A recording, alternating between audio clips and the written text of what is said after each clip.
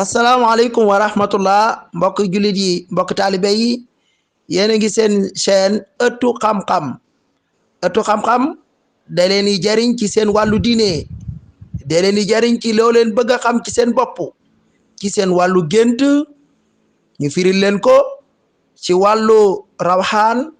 ci wàllu lépp lu nit ki bëgg a xam ci ay sarax yu mu war a génne ngeen ci ànd ak Serigne Guédé Sylla doomi Serigne Ndiaga Sylla imam waaye nag ngeen feggoo ci wet gi Serigne Ndiaga Dioum su ko defee mbokk yi kon nag abonné leen ci site bi bu leen bañee dara rëcc leen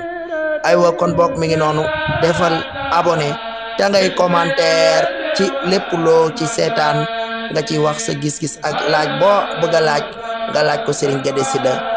ibnu Serigne Makhtar Sylla imam